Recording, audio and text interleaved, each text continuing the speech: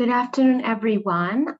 It is 1:03, and I think we should probably go ahead and begin the webinar. Anthony? Great, thank you. This is Anthony Starr. I'm the director of the Illinois Power Agency. Thank you, everybody, for joining us today. We don't have that large a group, I believe, joining us, so hopefully we'll be able to have a good conversation.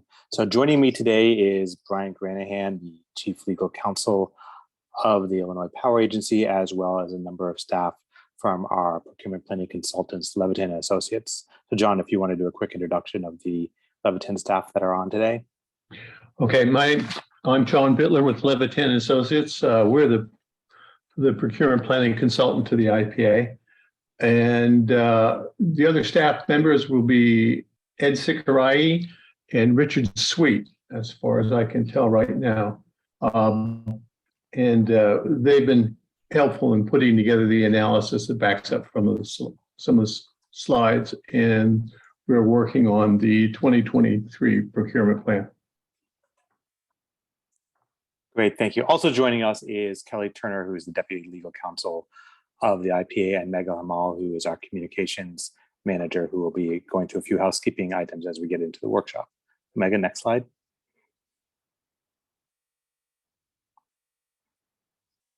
Yes, so just so everyone know, we have muted everyone upon entry to reduce any background noise.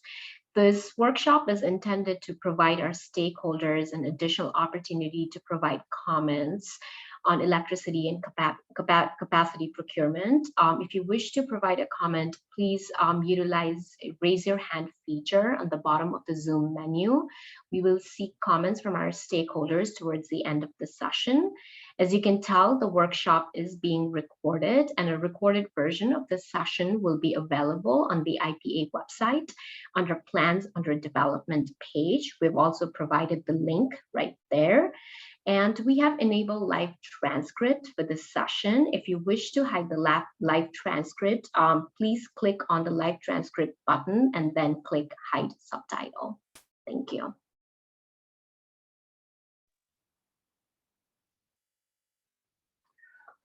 So a quick overview of what we are going to discuss today is a few slides on sort of recent market conditions and sort of some background on the IPA's procurement planning process. And then we have a set of questions that we would like to ask for and seek stakeholder feedback on. These are similar to what we had in our recent request for comments, maybe structured slightly differently, but ultimately intended to get to a similar set of issues. So next slide, please. So as a way of background, one of the reasons we're doing this workshop today is that, as I suspect everyone on this workshop knows, we've had real volatility in electricity and capacity prices occurring this spring. And we wanted to add on to our regular procurement planning process to seek additional stakeholder feedback as we prepare our 2023 electricity procurement plan. So we issued a request for comments on June 27th and received 13 responses. Those are now all available on the IPA's website at the link listed here. What we're hoping to have today is that the comments that we received previously, as well as the discussion today, that this is really for discussion purposes only. We're taking in information so that we can consider what choices we should or should not make as we develop our 2023 electricity procurement plan. And ultimately, while we can have some discussion today, the agency is certainly not going to commit to any decisions or changes in our procurement approach today. We may ask sort of questions to sort of elicit some feedback and response and some thoughts, but ultimately the approach the agency adopts will be reflected in the plan that we release. Next slide. Quick overview again of our procurement planning process for energy. This is a separate track from the long-term renewable resources procurement plan, which is the plan that we develop to manage the agency's activities related to the renewable portfolio standard.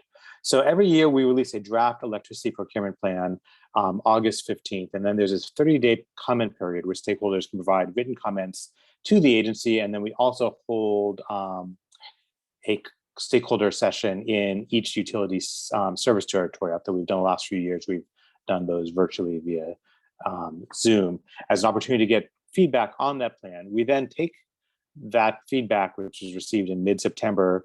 We have a few weeks, and then we file that plan for ICC approval in late September, and the ICC then has 90 days to approve the plan. And during that 90-day period, there is a process by which entities, if they seek to have something in the plan change, can file objections, and then it goes through a process for the Commission of replies and responses, ultimately leading to a proposed order.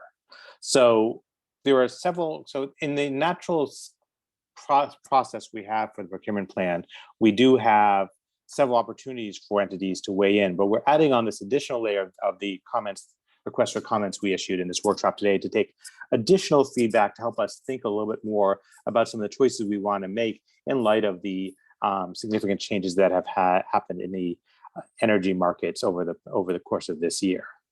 Couple just key points to also highlight is that the electricity procurement plan covers procurements only to serve the eligible retail customers. And these are the customers of the utilities who have not switched to an alternative supplier or are taking hourly pricing. So the procurement plan that we're talking about today and that we're considering changes to is only a subset of the load. And that is different from our long-term renewable resources procurement plan, where the load that is covered by that plan and is considered in that plan is all retail customers, regardless of who their supplier is.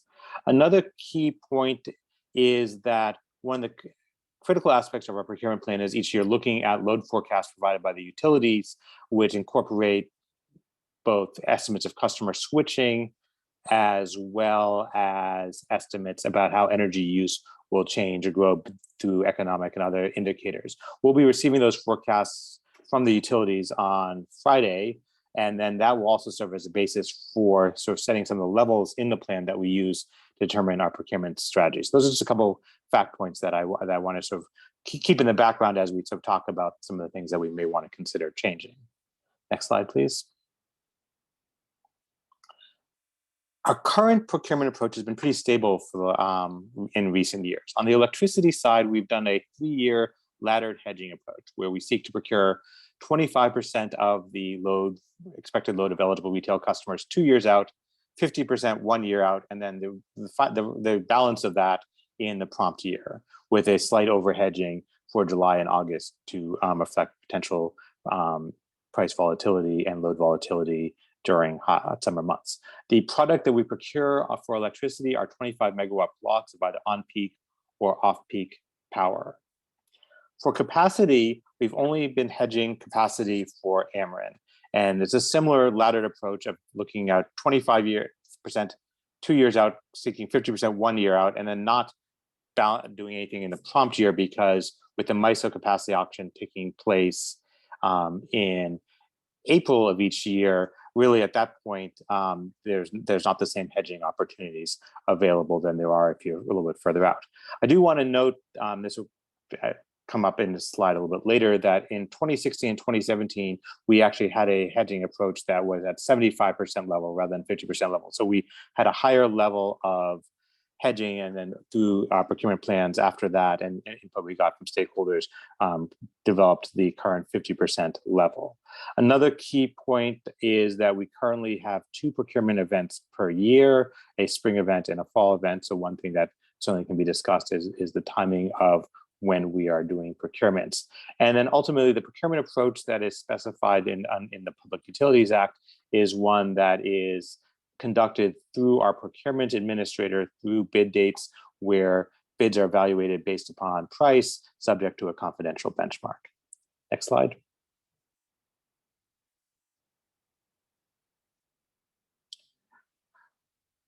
So as I suspect everyone is very familiar with, we've had extreme volatility in electricity prices this year, with some significant spikes. And as you can see from where the lines are showing the 2 procurement events that we held this spring, times when prices were swinging back, both rising as well as swinging up and down very rapidly, which created real challenges this spring for the procurements that we did. Next slide.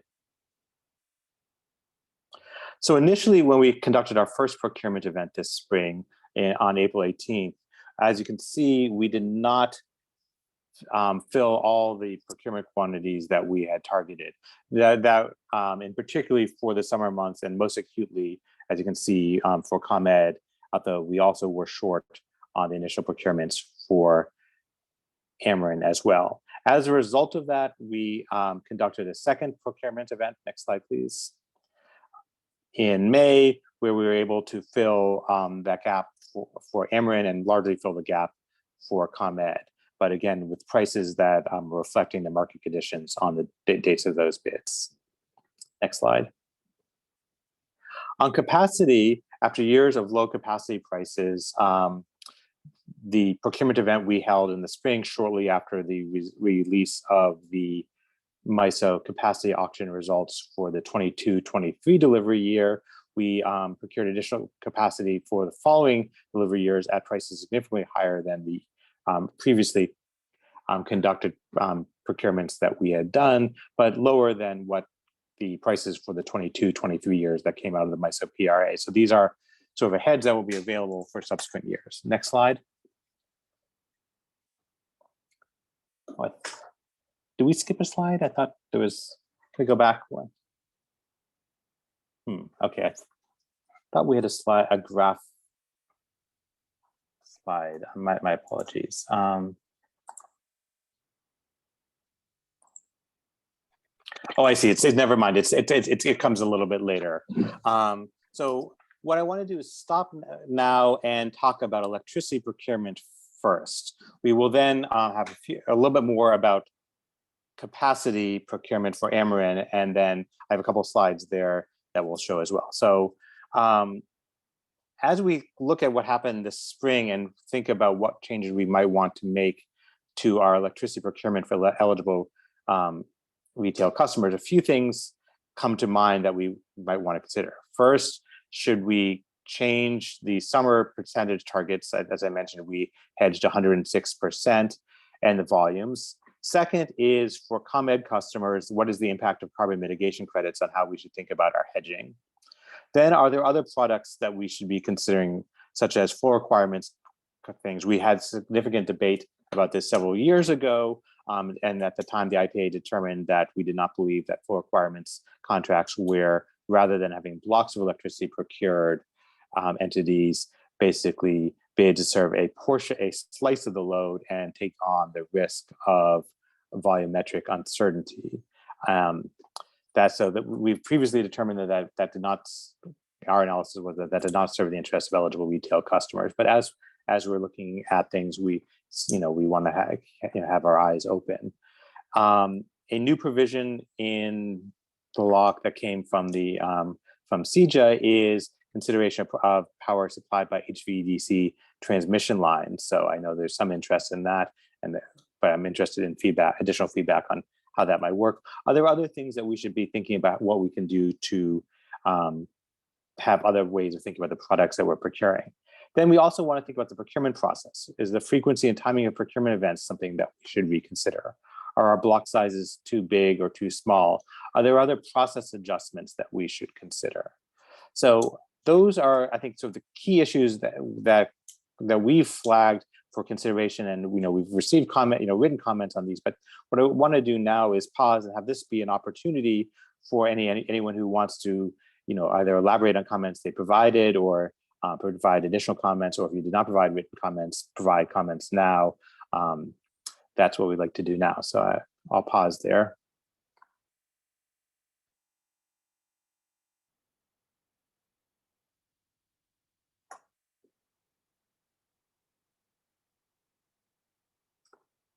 Do we have anyone who's raised their hands? So if you would like to comment on any of these, please raise your hands.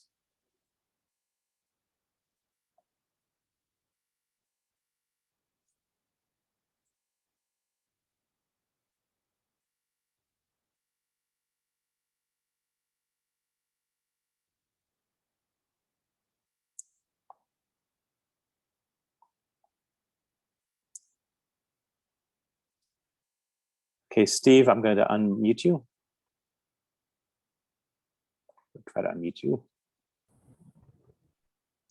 Yeah, hi everyone. This is Steve Frankel. Hi, Anthony. I am a vice president with the Sue Green HVDC Link transmission line. We submitted comments last Friday, so I just wanted to briefly introduce the project and just restate sort of the core message that we wanted to communicate. This is off the cuff, Anthony. Pursuant to CEJA, CEJA has several new provisions that enable procurement via HVDC transmission facilities located in Illinois that can deliver a host of wholesale products, energy capacity, RECs, for example. The thrust of our comments really is to raise these new provisions, which were partially acknowledged in the IPA's an earlier draft of the IPA put out, to, in a more fulsome way, review what CEJA provides in terms of identifying HVDC transmission facilities as eligible resources, both for the energy procurement and for the renewable resources procurement as well. And we frame those resources in the context of the IPA's legacy process from the latter three-year procurement process and raise the notion of how a balanced portfolio approach that includes a tranche of long-term procurement via HVDC facilities could provide some additional long-term stability for pricing, both certainly of block energy, but other products as well. So that's really the nature of the comments. I can go into more detail, happy to answer more questions. I guess just in terms of what is Sue Green. Sue Green is a interregional transmission line that will be developed between Iowa and Illinois, underground along existing railroad corridors from Mason City, Iowa to Yorkville, Illinois, just west of Chicago. It's a 2,000 megawatt capacity line. It'll be rated at the 525 kilovolt class. Using advanced HVDC conversion technology at both the withdrawal point in Iowa and the injection point in ComEd zone in PJM. It's the first project of its type to be developed in North America, underground along rail using this high capacity transmission cable. And it's a bidirectional line that will enable the delivery of affordable renewables from Upper MISO and the export of clean energy from ComEd zone into MISO. So it enables both regions to improve reliability, climate resilience, and accelerate decarbonization of both the Iowa and Illinois grids, while providing affordable, stable priced renewable energy on a long-term basis. So I'm happy to answer questions about the project. We're very advanced in the development stage and planning to begin construction in 2024. Thanks, Steve. I had a couple clarifying questions from the comments you submitted. Sure. So the first is, would you imagine if the IPA were to include this in our procurement plan, who would be the bidder or the ultimate seller? Would it be Sue Green, or would it be entities that have connected to the Sue Green line that are producing energy in Iowa and delivering it into the Chicago region? Yeah, it would be the latter. Now, Sue Green could be an aggregator of that supply. But Sue Green is really the developer and line operator.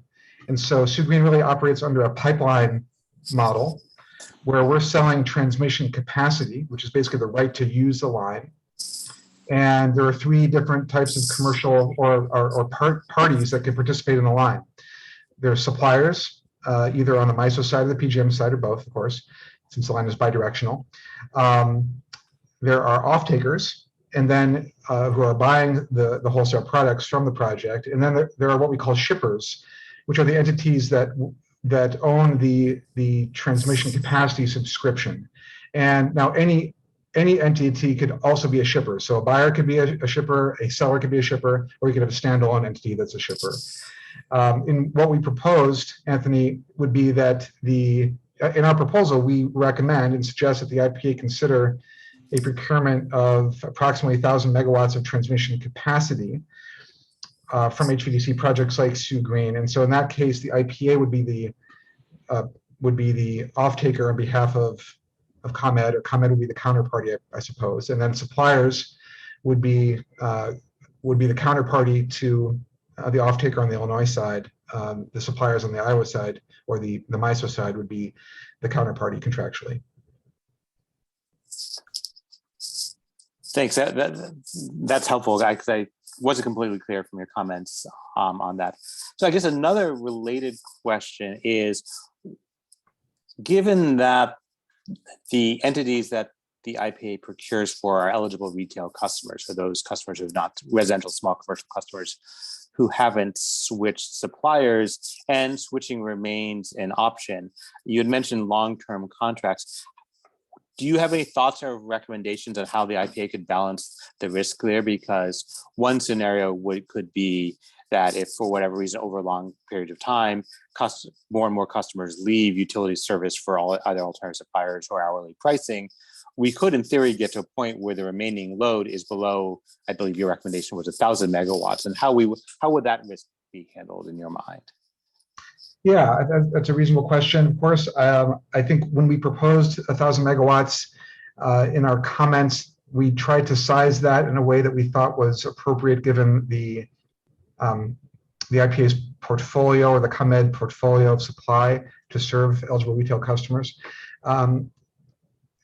Contractually, I think there are ways we could address that risk based on the term of the contract and having some optionality there. So I guess, I don't want to write that in ink on this call, but I think contractually, I think we can address those risks, Anthony, and there's probably some creative structure there.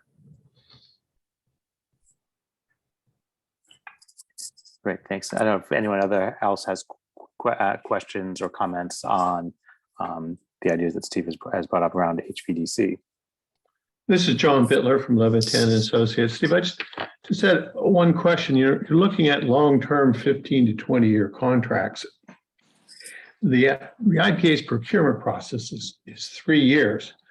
And the start of the operational start of the line is not until 2027. Do you have, what's your view of how the IPA could incorporate this into its current procurement planning process?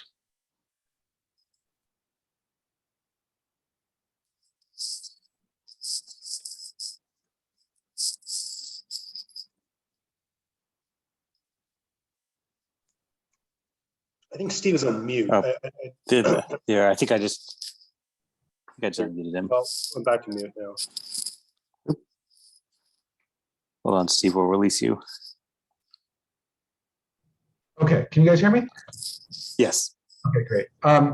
Yes, so my understanding is that in seeking stakeholder feedback around the entire procurement process, the IPA is revisiting its historic approach and is considering how to augment or amend or expand that approach.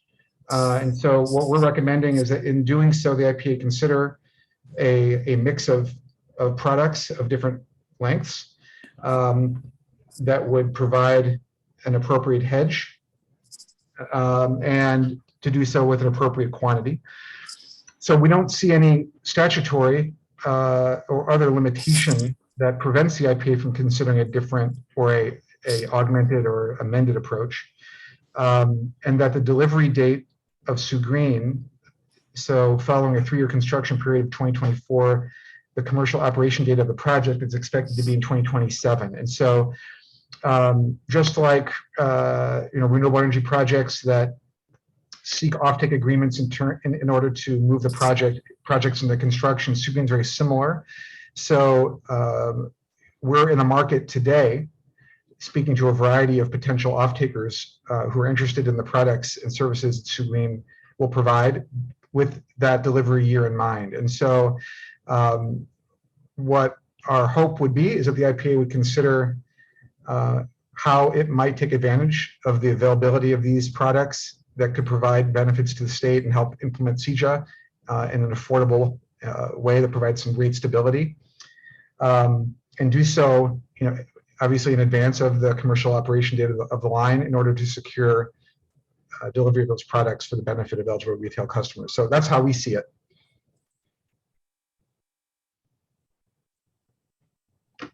Thank you.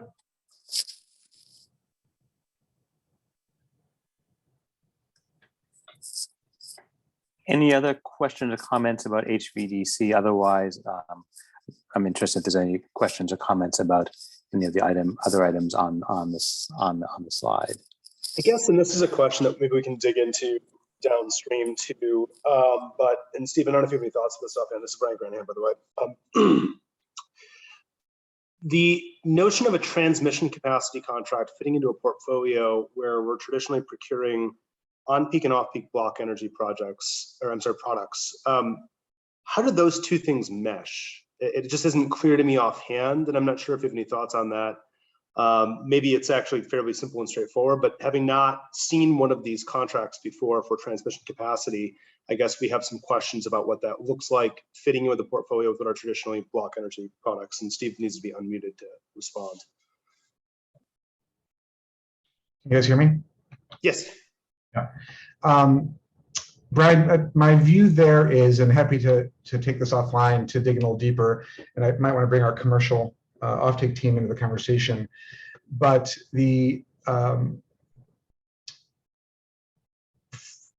I understand that the PA's current process is a 25 megawatt block product. Having a tranche that's procured with a larger quantity under a long-term contract, I think would complement and sort of right alongside the existing process. And so I don't think there's necessarily incompatibility between the two approaches. I think they could be complementary and operate sort of congruently, so to speak. So that's how I see it. We'd be happy to dig deeper into that. So I don't think we'd be suggesting that the IPA make a change to its current block energy 25 megawatt quantity preference or approach for the shorter term procurements that the IPA would likely continue to do, if that makes sense.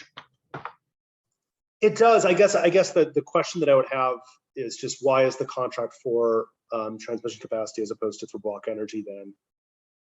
Couldn't it be for block energy and then we'd have kind of a like for like with the rest of our portfolio? Is there some piece there that we don't fully appreciate? I think what we're suggesting is that it's a transmission capacity plus energy, or it's a transmission plus PPA sort of structure is really what we're suggesting. Yeah, so we're not suggesting that the IPA solely procure transmission capacity and function as a shipper. That the IPA would be, but we believe that consumers would be best served by a combination of a transmission capacity contract plus a contract for energy and other wholesale products. And I guess that gets to maybe one other aspect of what we suggested, which was the possibility of a bundled procurement via HVDC facilities where energy plus either or capacity and or RECs could be all bundled together under a long-term procurement arrangement for a portion of the IPA's load that it serves or procures on behalf of. So I think that we see a lot of optionality that the IPA could take advantage of, and I think we're open to various structuring options and be happy to have that conversation.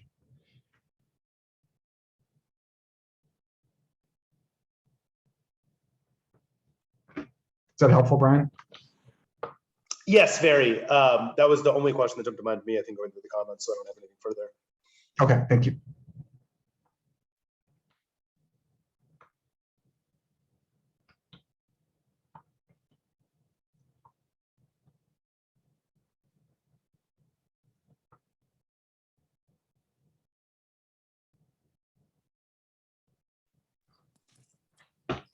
Thanks. Are there questions or comments about any of the other items? In particular, I'm interested in if additional feedback around carbon mitigation credits. We had comments received that went in different directions on this issue of whether or not we should think about the IPA's procurement approach differently given the presence of carbon mitigation credits. So is anyone who would like to speak to that issue? This would be a great time for that discussion.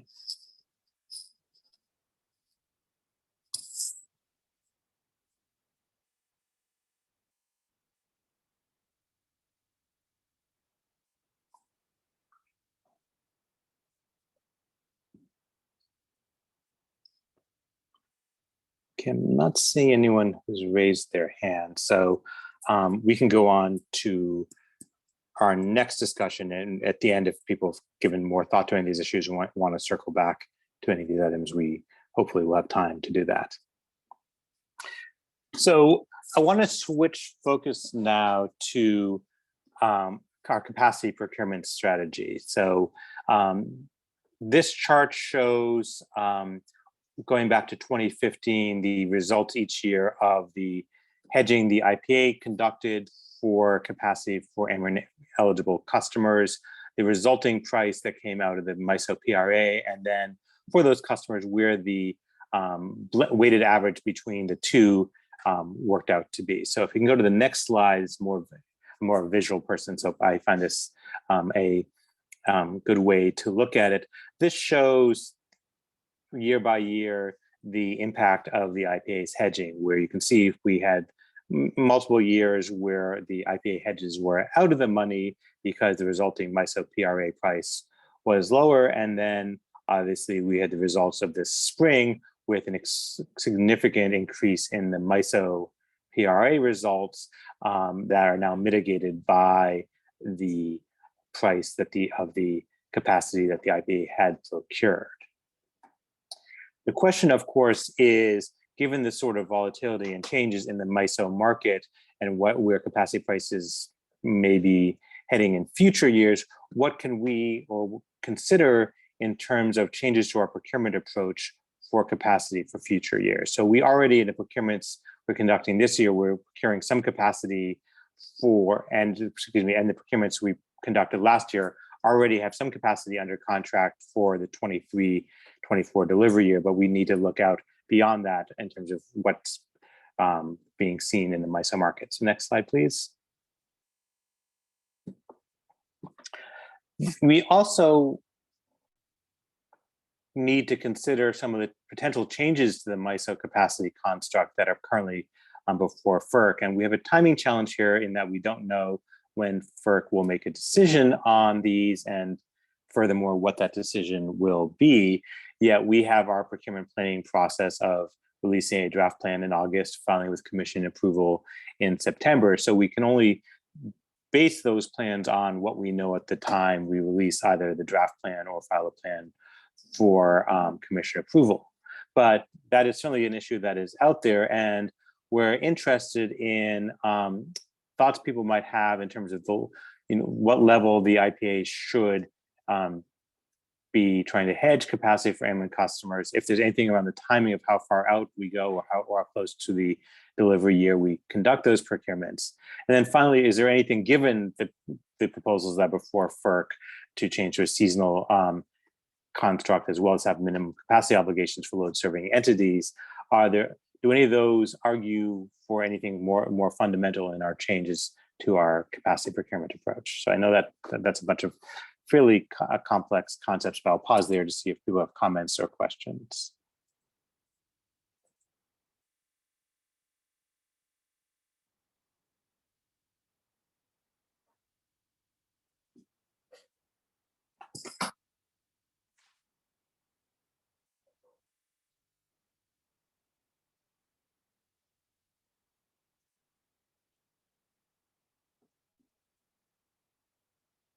Okay, I'm not seeing anyone who's raised their hand. So I do appreciate the written comments we got on this topic, and we'll certainly take those under consideration as we're developing the plan. If we go to the next slide, please.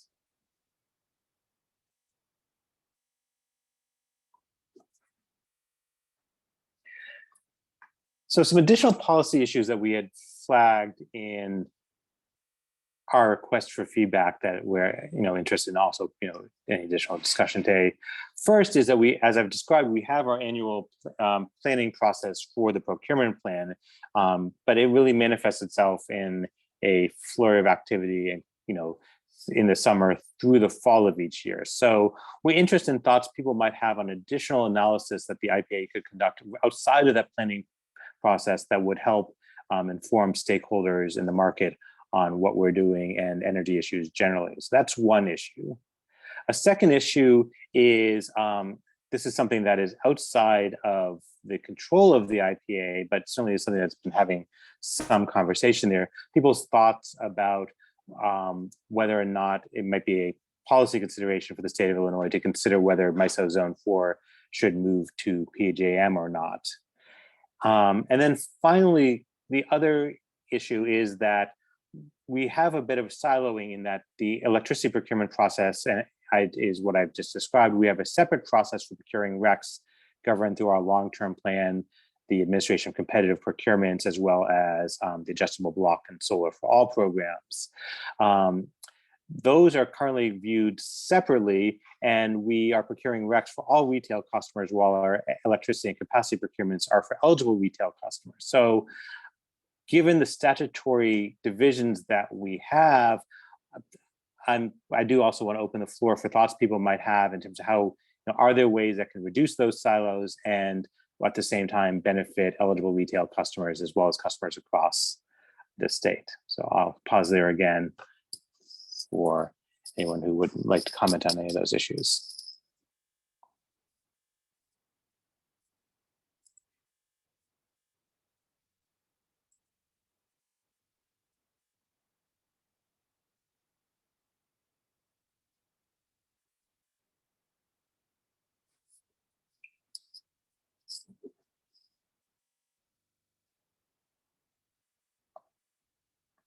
Okay, I'm not seeing anyone raising their hand, so I'll give just another minute or so if people do want to comment on these. I realize that these are complex topics and in some ways well served by written comments, and I appreciate all the stakeholders who provided those, but we do want to make sure to provide this opportunity as well for people to provide additional thoughts, comments, feedback as well. One thing that I think will be really interesting to tease out, and I don't know if anybody wants to take this on, who's a commenter on this call, is some of the comments indicated, look, there are real problems going to a single statewide RTO, and we understand that it's very complicated, that you might have stranded costs, or you might have costs that are borne by customers, or there's other issues that might come up, but not necessarily. That's a little bit different question, the question of MISO Zone 4 becoming part of PJM, or having Illinois be in full part of PJM. I think Mid-America might have some comments that said that, look, we're better off in MISO, but I'm curious if anybody wants to take on that argument and say, here is why the southern 2/3 of Illinois should be part of MISO and not part of PJM, especially given the fact that we're a retail choice state and you have what seems to be a more functional capacity market in PJM. If anybody wants to make that argument, I think that the discussion would really benefit from it.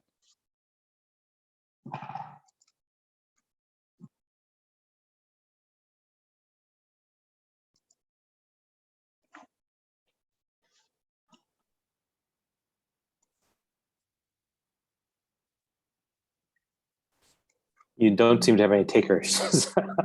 and I say that fully acknowledging this is in our control. I think everyone understands that, but who knows what will happen in the General Assembly or what will be asked of us through processes before the General Assembly. So I think we just want to be equipped with as many arguments as possible when questions arise, and that's part of the value of these stakeholder feedback processes to us.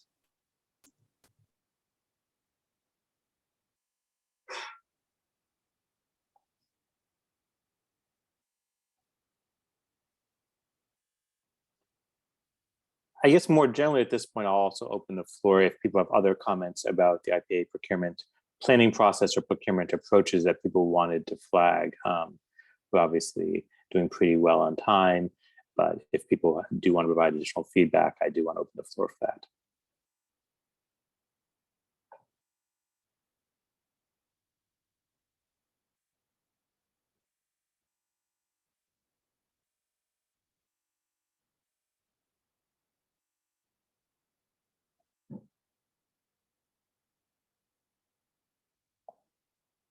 Well, I'm not seeing anyone raise their hands. So with that, I would like to thank everyone. Oh, I spoke too soon. Steve? Hey, Anthony, sorry. This is Steve with Sioux Green. Just to clarify a couple points from our earlier conversation, if I may, particularly Brian's question about block sizing. I just was able to confer with one of my colleagues, and we can certainly accommodate any block size preference that the IPA has, but I think it would be in the context of a total procurement size that we'd recommend of 1,000 megawatts, I would say, over a 15 to 20-year contract. But that can be assembled and delivered based on the IPA's preferences and shaped. So just want to add some nuance to that. And I guess the last thing I would say is this RTO question is obviously a very complicated one. To the extent that there is concerns around resource adequacy and access to sufficient capacity resources for reliability purposes and planning purposes, I suppose, that large-scale interregional transmission can provide access to significant capacity that provides optionality and flexibility to the state and to the IPA. So as you're thinking about how the RTO relationships are designed and configured, I think these large interregional lines, and there's another line that's being developed through Southern Illinois that may offer some additional benefits to the state, that those are resources the IPA should keep in mind.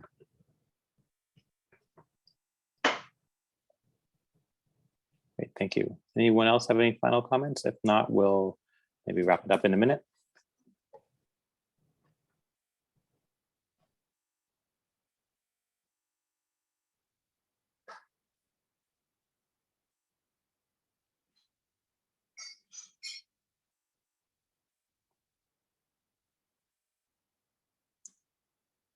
Okay, well, I'd like to thank everyone for participating today. As Mega mentioned at the beginning, a recording of this presentation will be available on the IPA's website, and we'll be hard at work over the next month preparing the draft plan that will be released on August 15th.